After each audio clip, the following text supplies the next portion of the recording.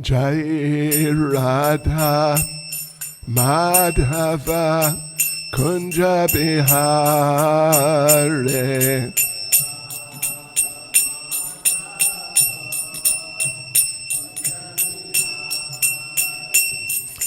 Jai Radha Madhava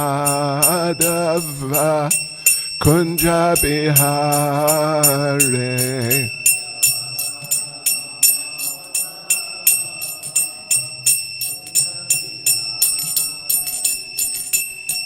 Gopijana Balava Giribharadhare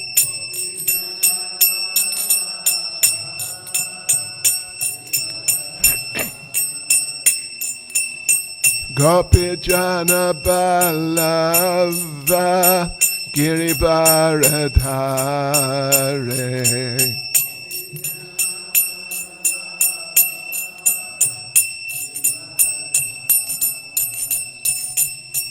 Yashodanandana Vraja Janaranjana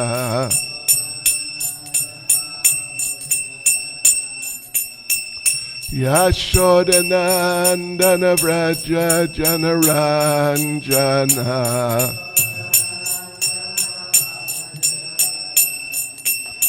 Yamunatira Vanachare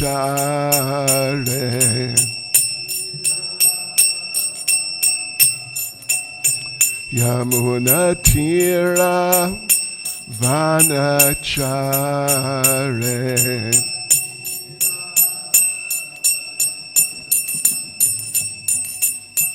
Jai Radha Madhava Kunja Bihare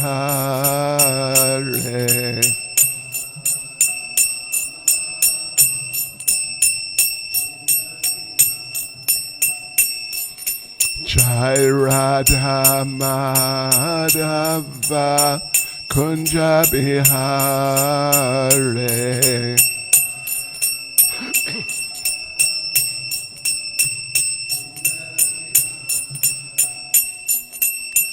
Gopijana Balava Giribharadhare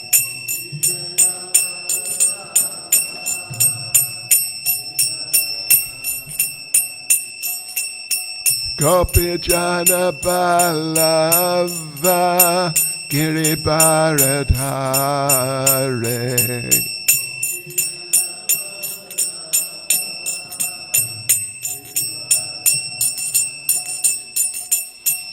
Yashodanandana Vraja Janaranjana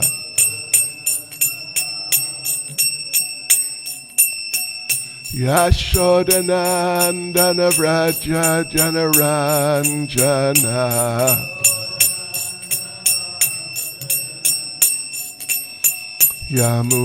Yamunatira Vanachare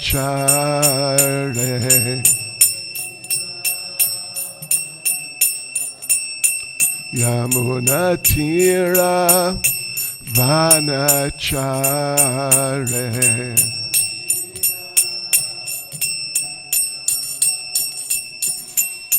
Jai Radha Madhava Kunja Bihare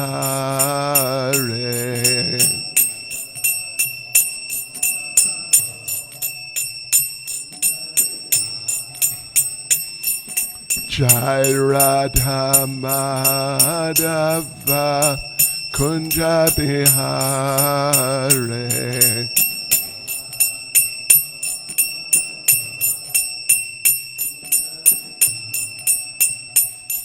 Jai Prabhupada Jai Prabhupada Prabhupada Jai Prabhupada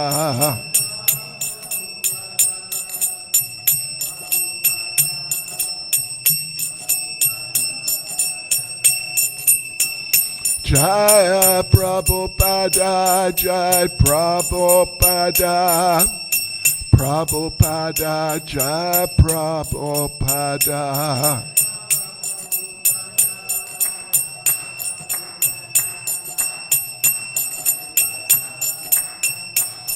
Jai Jai Prabhupada, Prabhupada, Prabhupada, Prabhupada.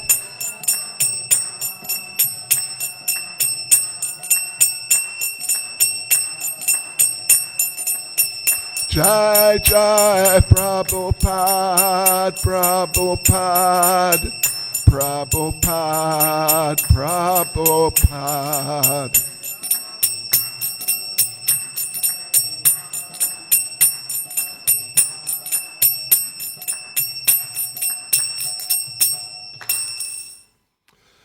Jai Vishnupad, Paramahams, Paramahacharya, Status Srimad, His Divine Grace, A.C.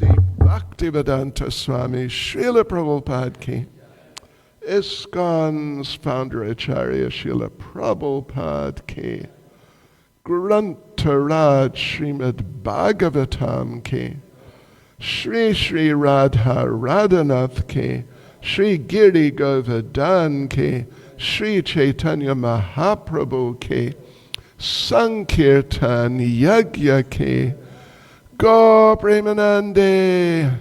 All glories to the Samo devotees. All glories to the Samo devotees. All glories to the Samo devotees. All glories to Sri Guru and Sri Gauranga. All glories to Srila Prabhupada. Devotees, am I right in assuming that this morning is verse 40? Someone gave class. Huh? I did 38 on Tuesday.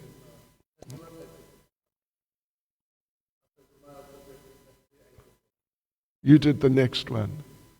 Right, so it's 40 today.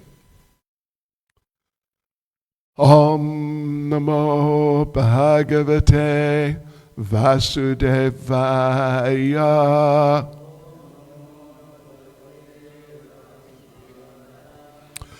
Om Namo Bhagavate Vasudevaya.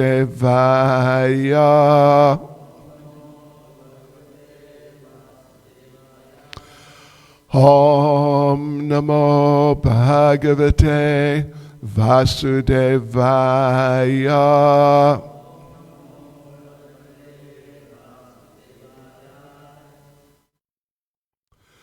So reading from Srimad Bhagavatam, Canto 4, Chapter 22, Prithu Maharaja's meeting with the four Kumars, verse 40.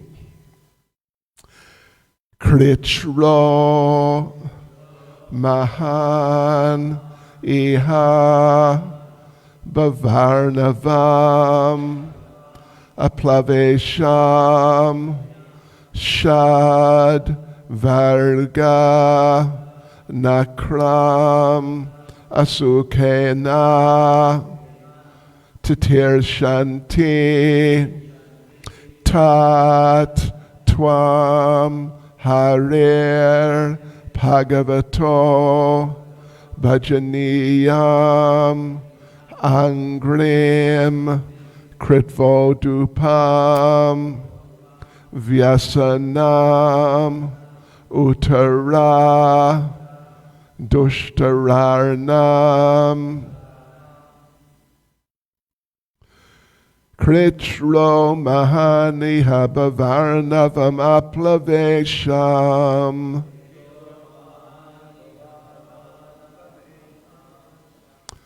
Shadvarganakram Asukena Titir Shanti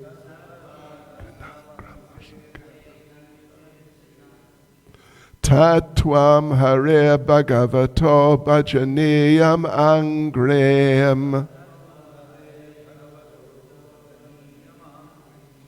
Kritvo dupam vyasanam uttaradushtararnam.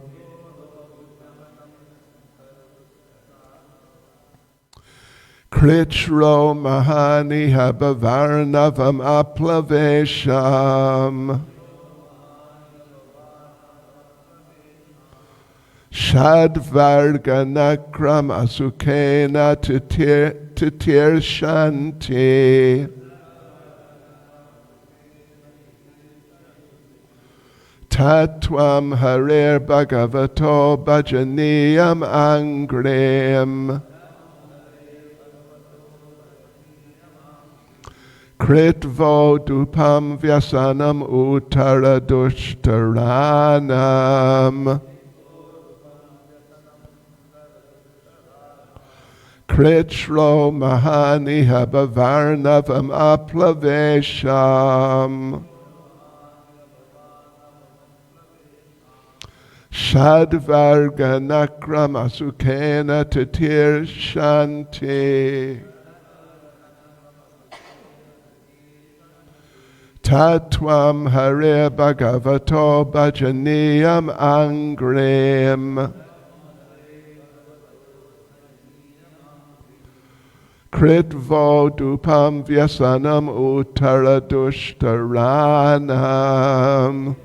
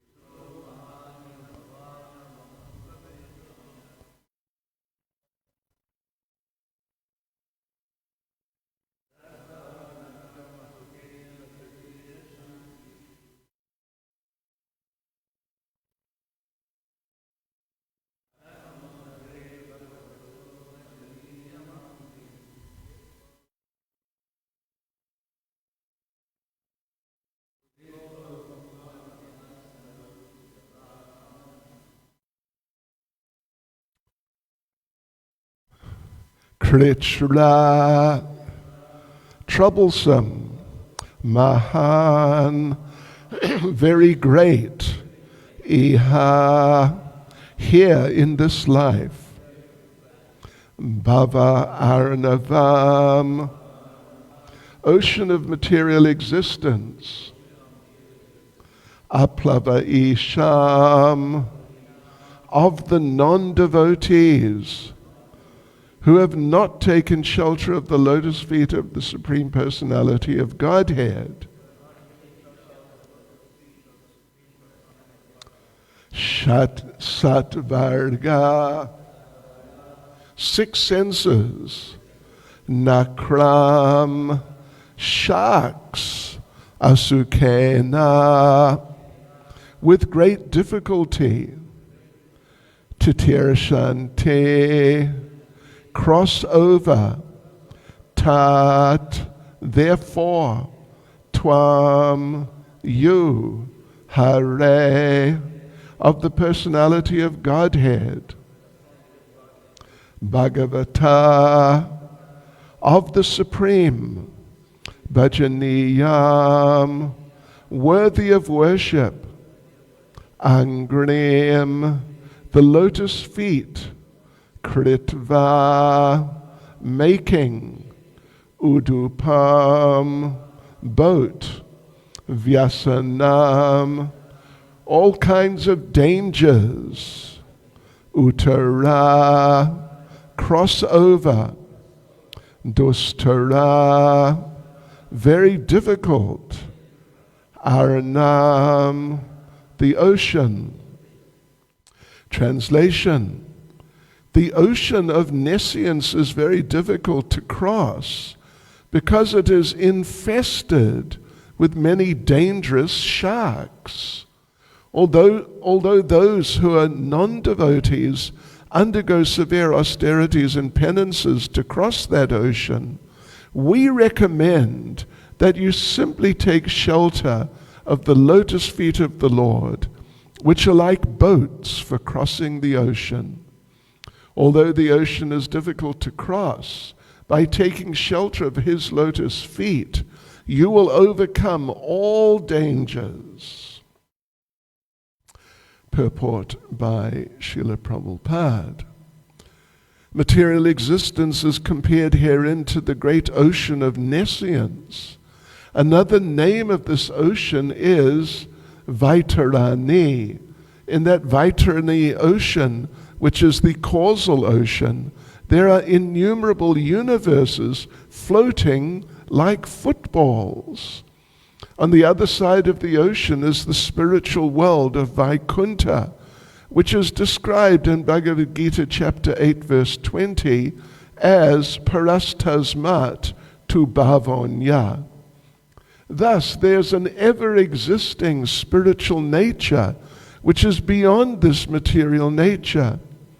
Even though all the material universes are annihilated again and again in the causal ocean, the Vaikuntha planets, which are spiritual, exist eternally and are not subject to dissolution.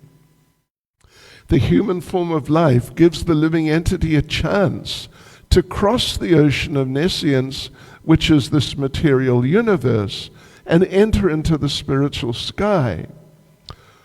Although there are many methods or boats by which one can cross the ocean, the Kumars recommend that the king take shelter of the lotus feet of the Lord, just as one would take shelter of a good boat.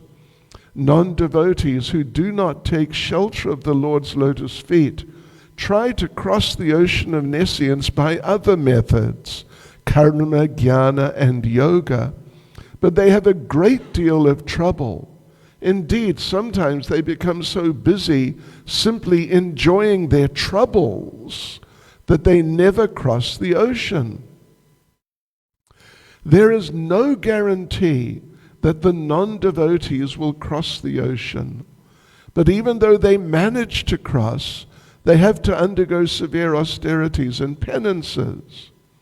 On the other hand, anyone who takes to the process of devotional service and has faith that the lotus feet of the Lord are safe boats to cross that ocean is certain to cross very easily and comfortably.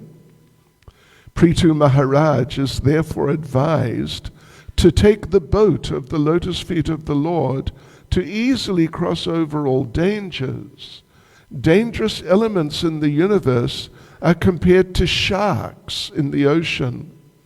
Although one may be a very expert swimmer, he cannot possibly survive if he is attacked by sharks.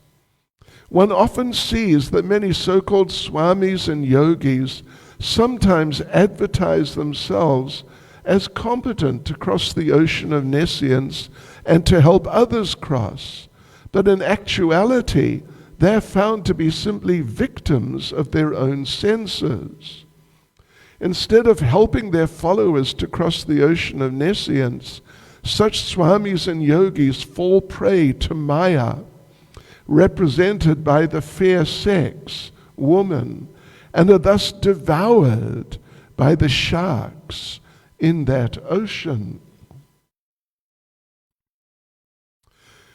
Krishno mahan iha bavarnavam aplavesham Shadvarga nakramasukena titir shanti.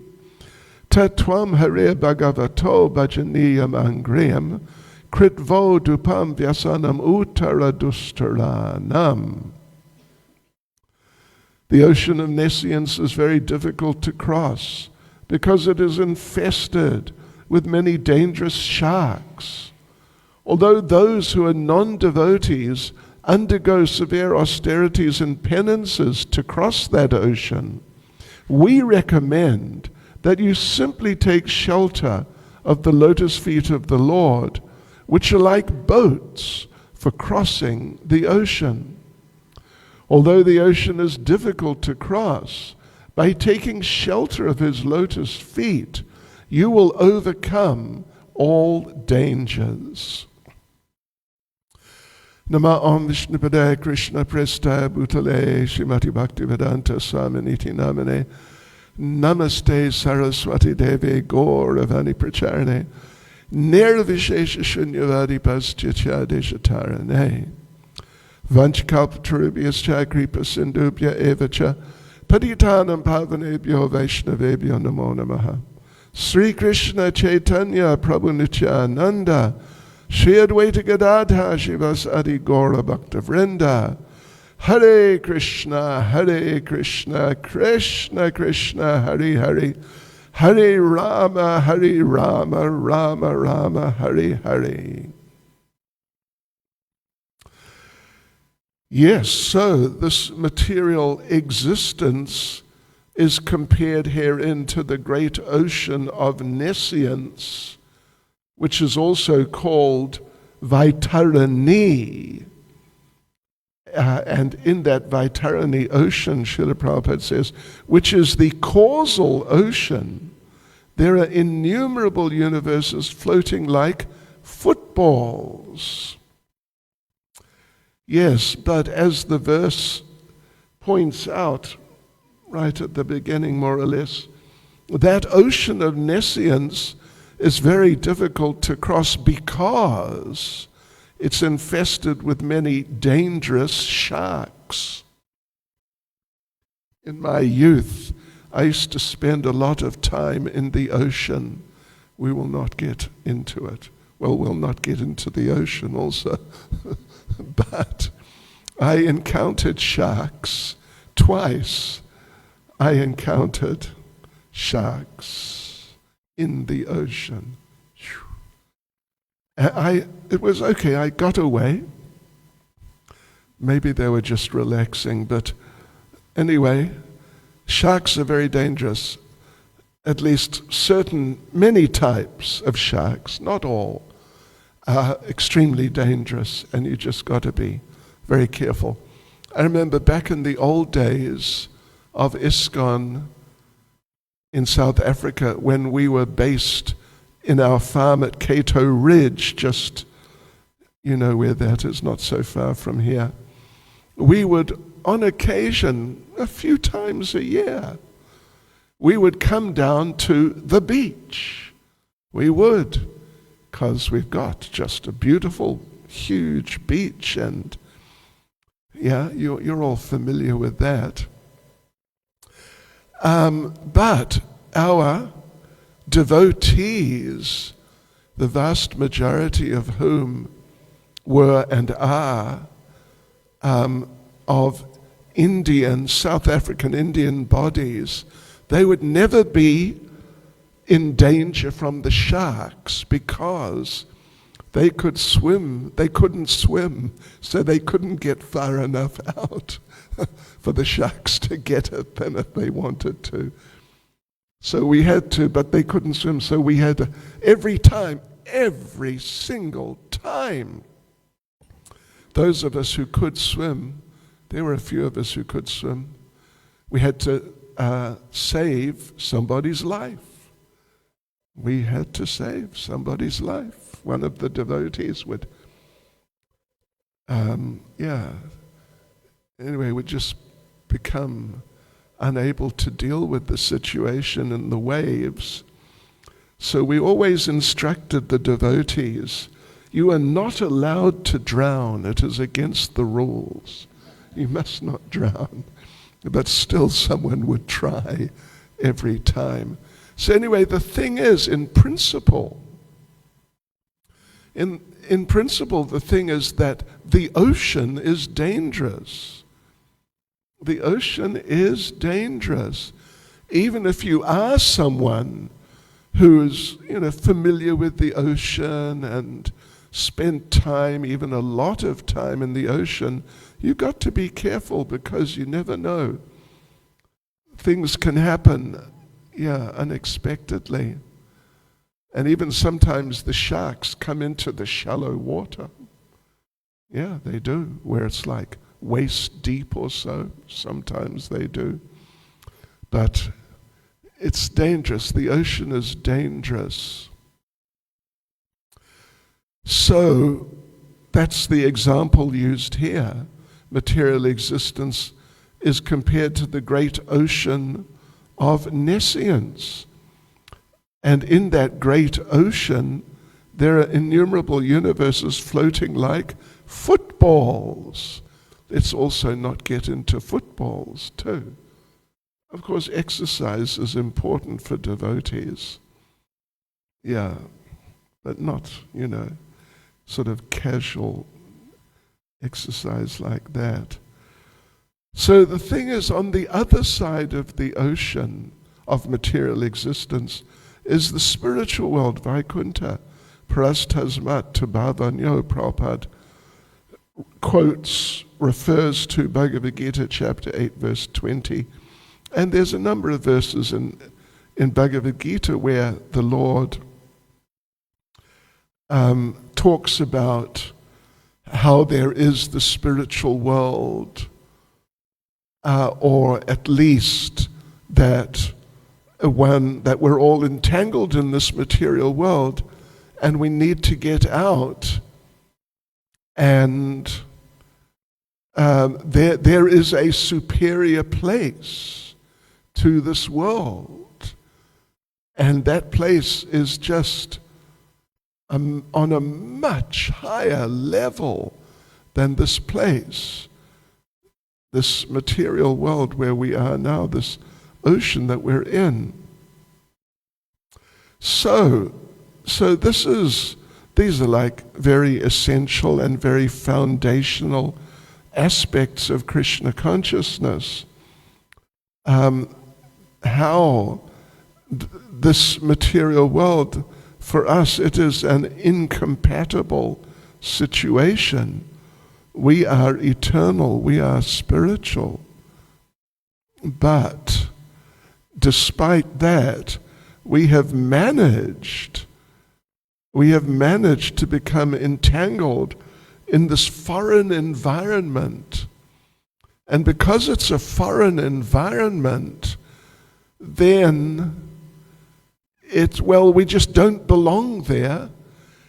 And it becomes quite clear that we don't belong in the material world quite quickly.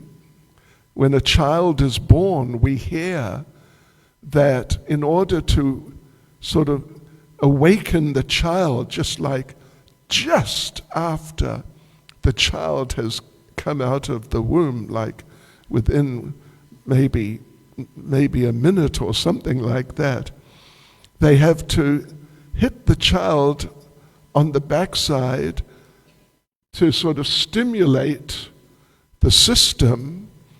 And when the child screams or cries out, then that's taken to be a good sign.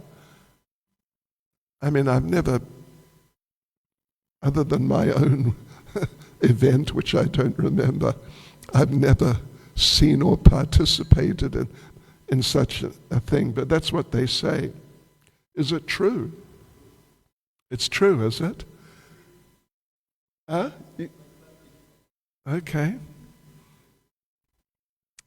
So in other words, welcome to the material world, and what's the first thing? Smack on the backside and cry. Shri Radha Radhanath Shri Giri Govardhan Shri Caitanya Mahaprabhu Ki Jai. Yes, that's the welcome to the material world. If you cry strongly, it's a good sign. It can't be like that, can it? So this material world, it's a place of crying. It begins with crying, and that's taken to be a good sign. But it's just an ongoing program of crying, having to deal with all sorts of different, difficult situations. And as they say, I will not repeat it verbatim, but life is really difficult, and then you die. So this is material existence. But unfortunately, the materialistic people, they don't understand this point. Well, they don't know, it's not clear to them. Even though in some circles there's talk of going to heaven or something, or basically like that, but they just don't understand the process, and of course so many of them don't even believe that it's true, and as far as they're concerned, there's just the material world, and that's all there is to it, so just get into it and make the most of it. But in the course of all that, so much suffering, so much difficulty. Yes, and even people become frustrated, and they understand this point clearly, that it's difficult, but they don't see an alternative. They don't really accept that there is an alternative. Even those, generally, those who have some idea of a heaven, some nice situation after death, what to do about the problems in the meantime, they generally don't have very good ideas. Yes, so material life is extremely difficult, and then you die. And just one point without getting into politics, it's just for those who sort of keep track to some degree of what's going on in material existence. Life currently is extremely difficult.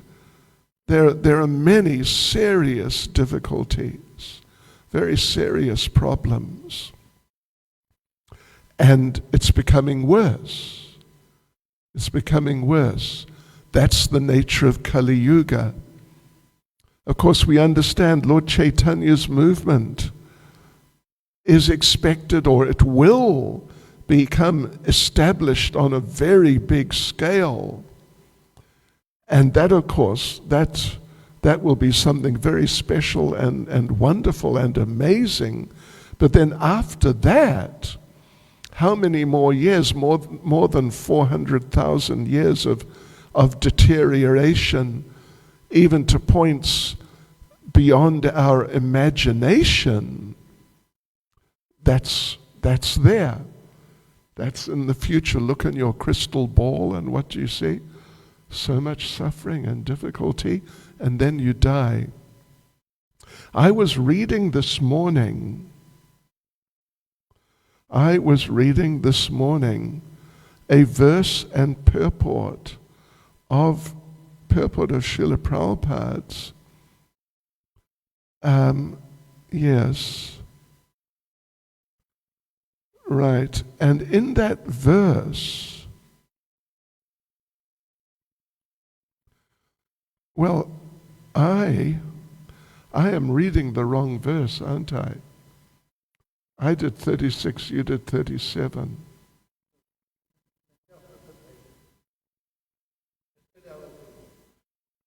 Konsa Shlok.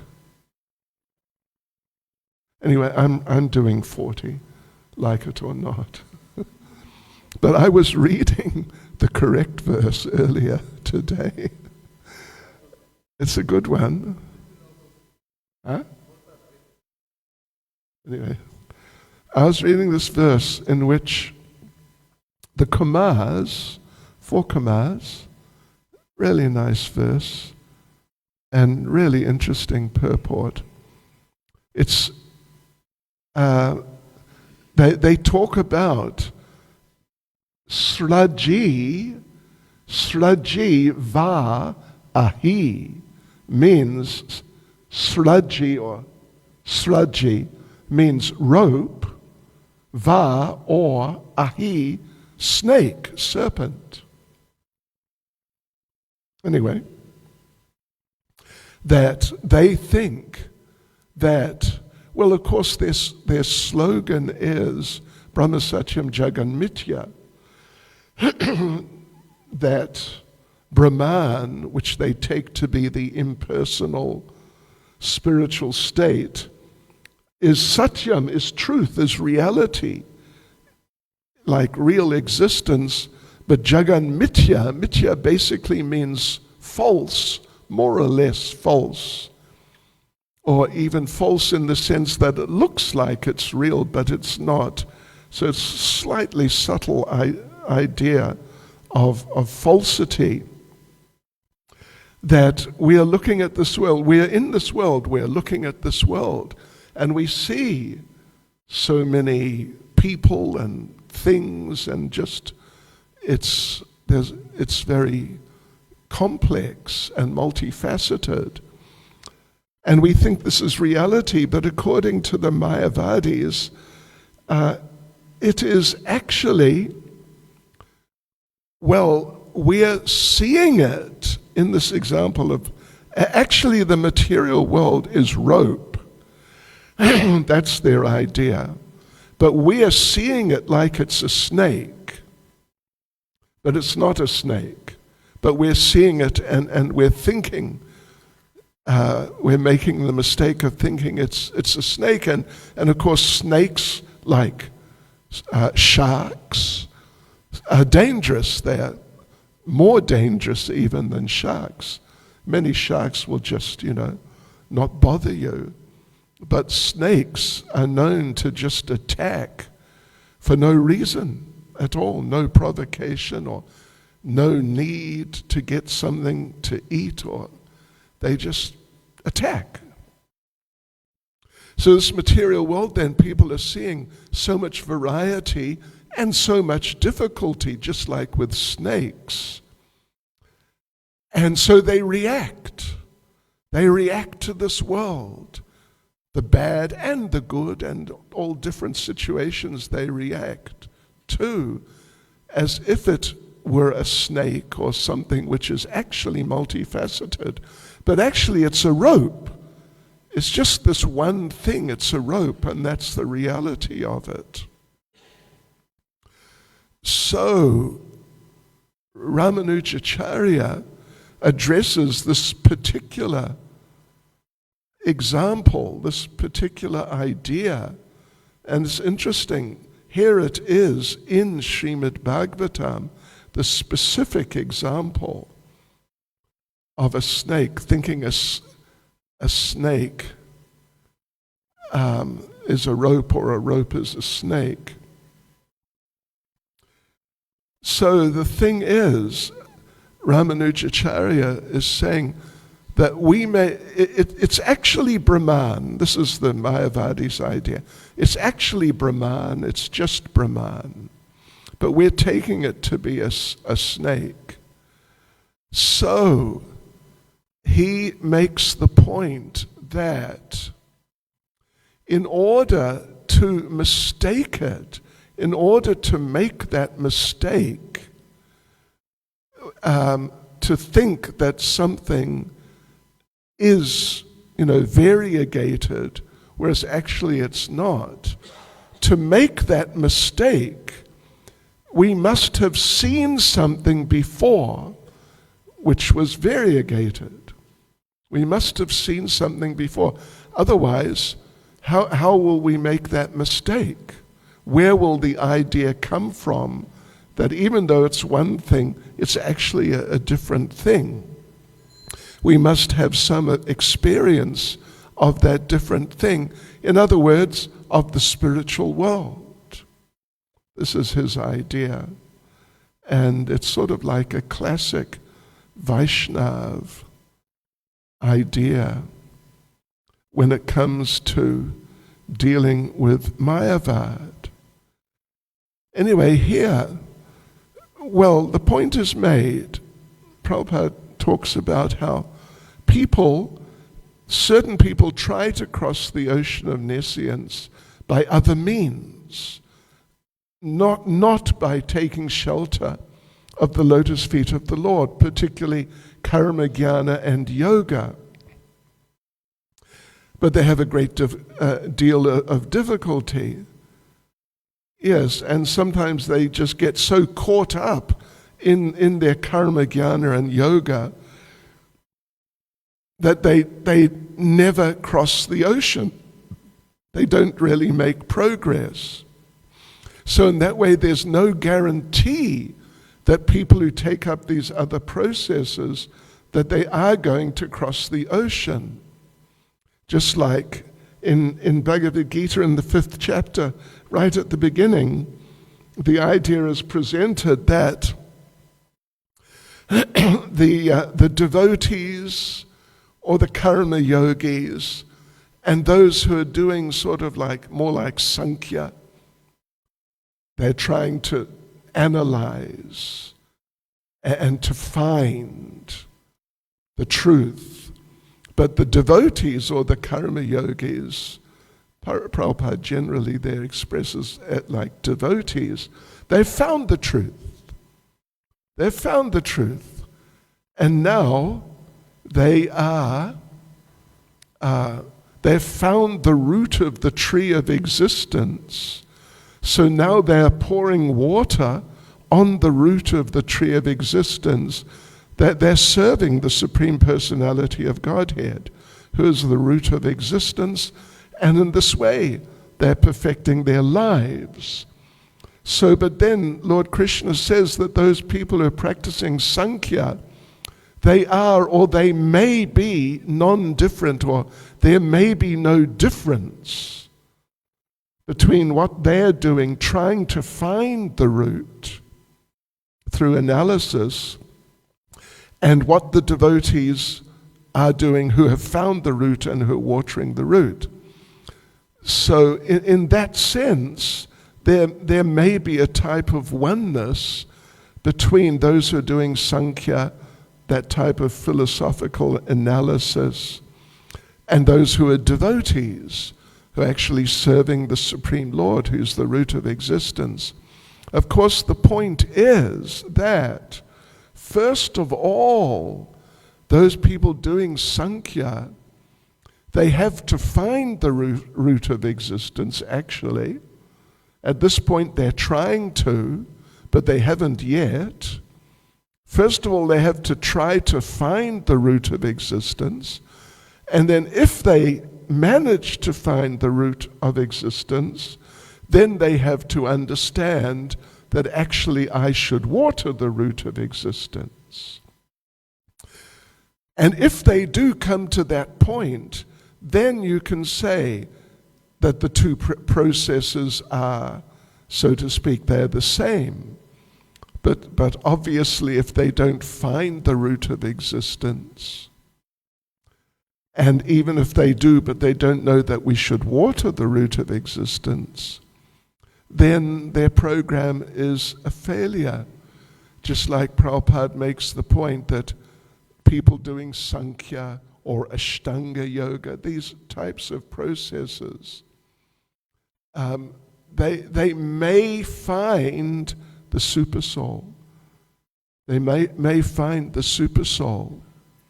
But the problem there is, and it's taken to be the last snare of Maya, that when they find the supersoul, they may think, it's me.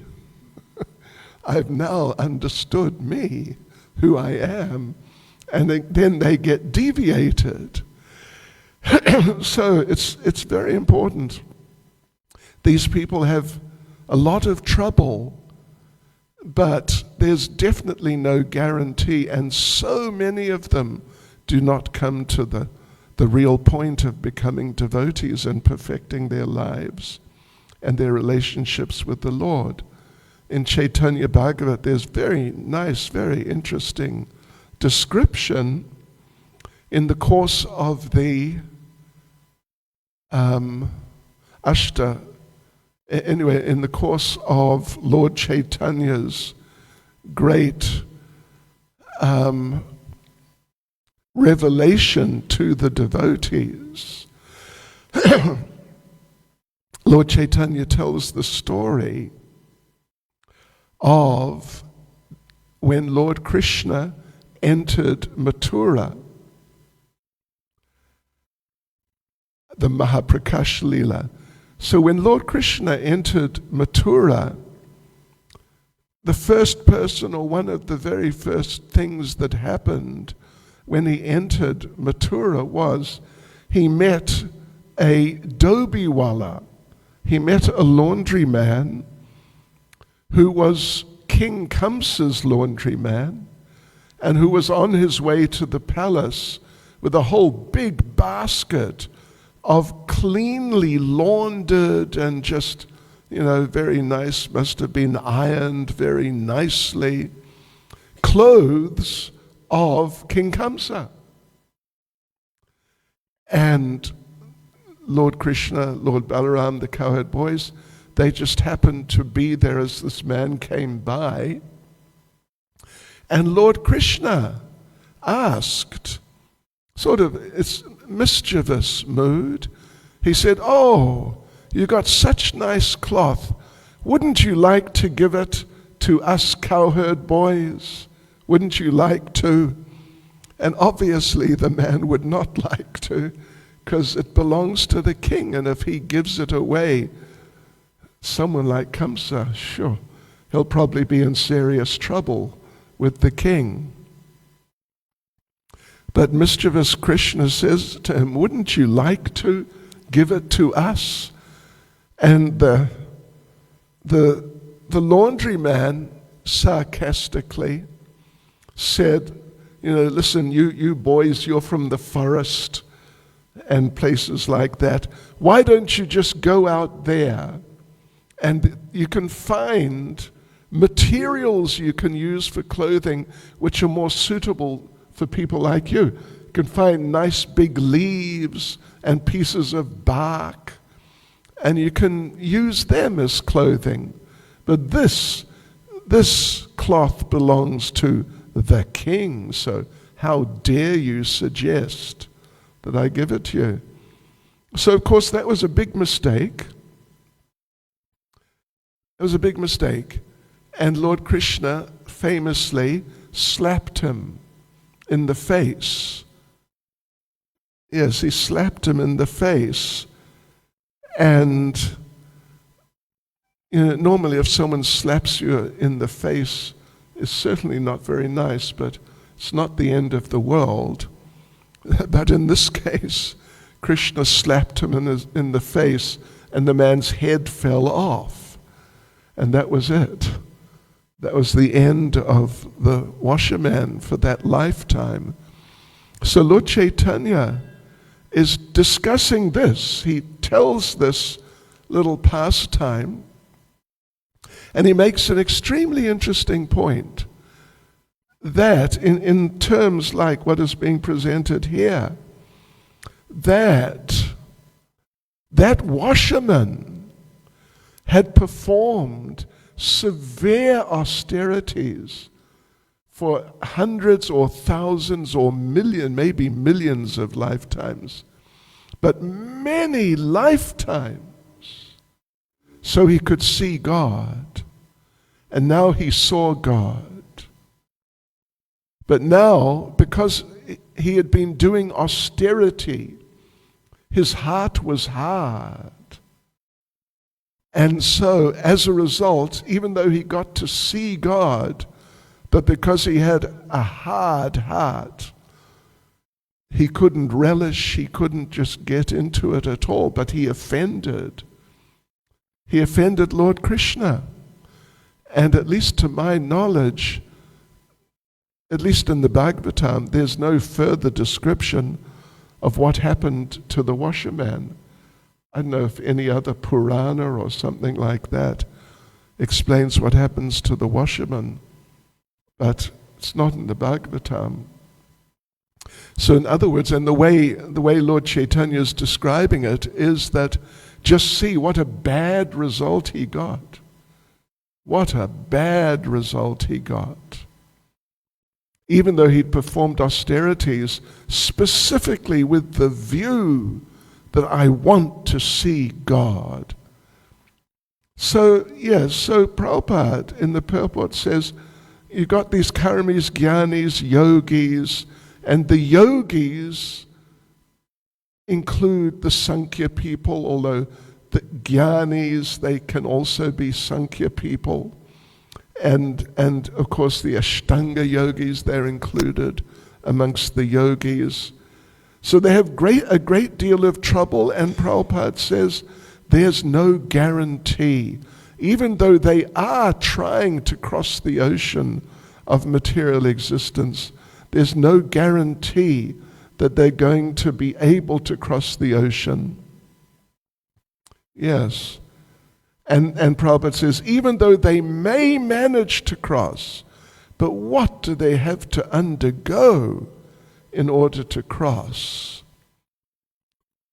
Let me just close by making reference to one little pastime of Lord Ram, which I'm sure you've all heard, even numerous times, that Lord Ram and Mother Sita and Lord Lakshman, just shortly after they were sent out in exile, they had to cross the river, the Sarayu River, which is just there at Ayodhya. So they want to cross the river, and it's a substantial river. They needed a boatman. Boatman came, and he was happy to take them, so now they're on the boat, and they're crossing. And Lord Ram said to Mother Sita, we're going to have to pay this man. What shall we give him? And Mother Sita had a pearl necklace on, and she said, well, I'm not going to need this pearl necklace now we're going to be living in the forest. Let's just give him that. So Lord Ram took the necklace, and when they reached the other side, he offered it to the boatman. Here, please take this. This is our payment. And the boatman said, no, I cannot take it from you. I cannot, because here in this area here, all the boatmen have an agreement, an arrangement. If they ever take one of the other boatmen on their boat across the river, we don't charge each other. We don't charge each other. We let, if another boatman wants to cross the road, the river on my boat, I let him cross free. So the boatman said that, so you, Lord Ram, you are a boatman, and I cannot charge you. And Lord Ram said, I am not a boatman. I am a Kshatriya. And we cannot accept charity. So I have to pay. So you please take it. But the boatman insisted, no, you are a boatman. And therefore I cannot charge you. And Lord Ram said, what do you mean I'm a boatman? What is this? And the boatman said, well, as I take people from one side of this river to the other every day, you take people, because you're a big boatman, I'm a small boatman, you take people from one side of the ocean of material existence to the other, to Vaikuntha. So you're a boatman, you're a big boatman, and I cannot charge you, and I will not. And Lord Ram laughed, and he sort of accepted that. But then the boatman said, the thing is this, I want to make a deal with you that now I've allowed you to cross this river free, when I get onto your boat at the time of death, you must let me go free to the other side, free of charge, to Vaikuntha. And Lord Ram laughed and said, yes, that's all right. So yes, this is the program, this is how it works. And otherwise, you got to be careful, because even if you're a good swimmer, even if you're one of these Olympic record-breaking swimmers, and what Prabhupada says, if there are sharks, plural, but if there's just one shark and it's hungry, you can be the best swimmer in the world, but you will not stand a chance, not a chance. Because it's like that. That's how the ocean works, and that's how this material world works. You may be very clever and expert in doing things and dodging difficulties, but you'll not be able to dodge. So Prabhupada made the point about Durga, Mother Durga. She has different forms. One form, she has 10 hands. Each hand has a different weapon, a dagger, a stabbing weapon, a sword, a spear, a trident, and whatever else. And Prabhupada made the point that you may be very clever in material existence. You may be able to dodge the spear, for example. But then comes the trident, and maybe you can dodge that, maybe. But then comes the sword, and it becomes increasingly difficult to dodge these things. And Prabhupada said, even if you can dodge all the weapons, then the lion will get you. So, just don't bother trying to become expert at dodging. Just take shelter of the lotus feet of the Lord. Hare Krishna. Srila Prabhupada ki jai. Maharaj, comment please. Words of wisdom. Hare Krishna Guru Maharaj. You took two verses. The wonderful Srila Prabhupada is explaining how to get out of this material world full of the shocks. Shocks are always there, as you Maharaj also explained. The only but devotional service only that one can go to. Otherwise not possible. Taking shelter and engage in devotional service. The other previous purport also Srila Prabhupada says that. Other than that, there is no way, by practicing Ashtanga Yoga, Karma Yoga, there is no way of getting out of these shocks. Thank you. Maharaj, some words of wisdom.